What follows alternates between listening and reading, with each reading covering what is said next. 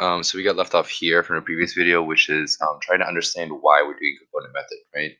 And the idea is that we found the x and y components of each of our original forces, F1 and F2,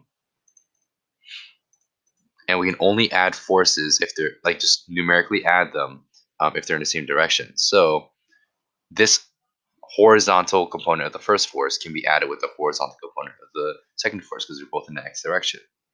So in total, their total effects on the ring is a 2.87 Newton force horizontal, just a horizontal component. Same thing vertically, 0.981 from the first one, 3.22 from the second one, and so in total it's 4.2 upwards on the ring, right? So my total component is going to be this and this. I just took the values straight out of here. 2.87 horizontal, 4.2 upwards, right? 2.87 horizontal, 4.2 upwards. So we want, if this is the total components, we want to see the magnitude and direction of its resultant, right? So the total force acting on it based on the first two are these two, which makes a vector this way. So to find its magnitude, you have to do mathematically Pythagorean theorem. So that's what we're going to do. So that's where we're going to put in the accepted value. Actually, I want to leave this for a bit. So F net, I'll put it over here. F net magnitude and F net direction. So the magnitude of F net is going to be the Pythagorean theorem of these two. So it's equals square root of this guy squared plus this guy squared, right? The component squared. So that gives me a total force of 5.09 newtons. Now, what direction is it? Now, we want to always describe our angles as measured from the positive x direction, right? So this angle here, we find that by having we know their opposite, and we also know our adjacent. So we want to use inverse tan, right? So now, we also want to remember that Google Sheets deals with radians, right? So I'm going to solve it here in radians. It'll spit out an answer in radians. And we also want to have our final answer in degrees, which I'll show you how to do the conversion in a second. So in radians, it's going to be equals a tan, which is inverse tan. And notice it says here, returns the inverse tangent of a value in radians, right? Which is why we're putting in radians here. Inverse tan, if tangent is opposite over adjacent, inverse tan of theta, inverse tan to find theta is going to be opposite over adjacent. So 4.2, this value, the y component divided by the x component. So the y component divided by your x component. And that's your answer in radians, but to find degrees of it equals degrees of this angle.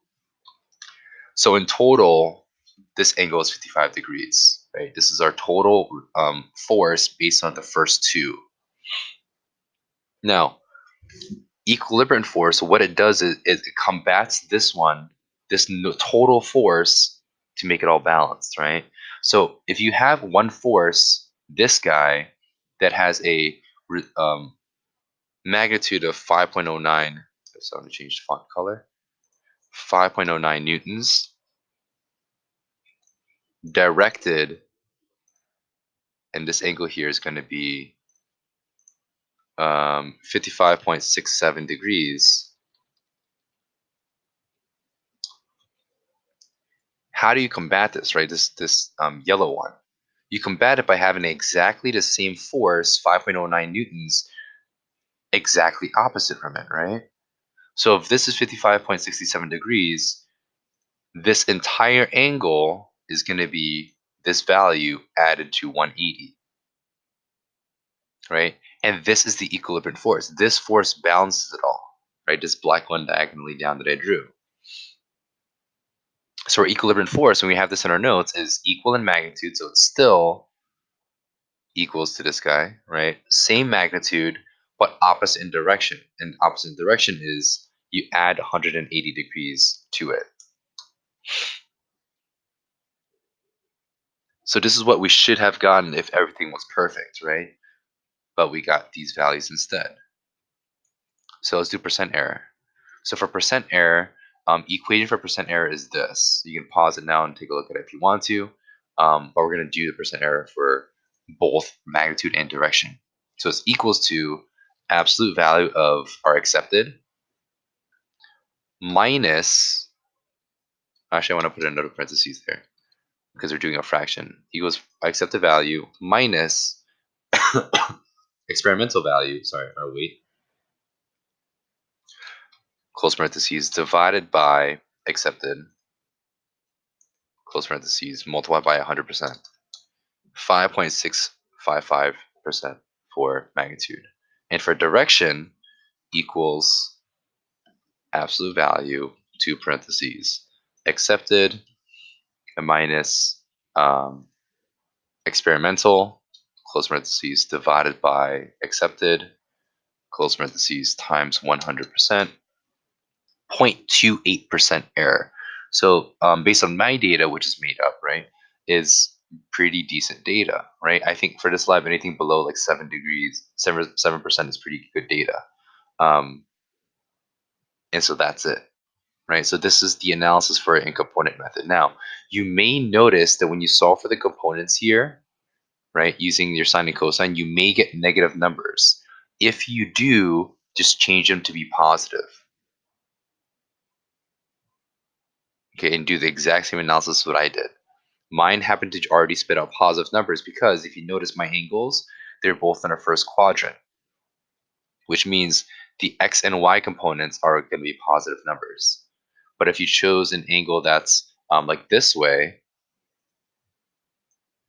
right, where this is your coordinate system, your x is going to be a negative number. So when you do your magnitude times cosine of your theta, you get a negative x direction but a positive y. But in whatever case it is, just change it to be a positive number.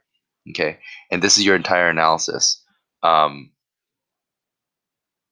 so in addition to this stuff, show some of the calculations if you can in your lab report. That way, I see that you understand what you did, or at least explain it in words what you did, or why you're doing the calculations. Okay. Um, if you want to take this template for your data presentation, be my guest. But this is your analysis for task one. Hope you guys have a good weekend, and I'll see you guys next week.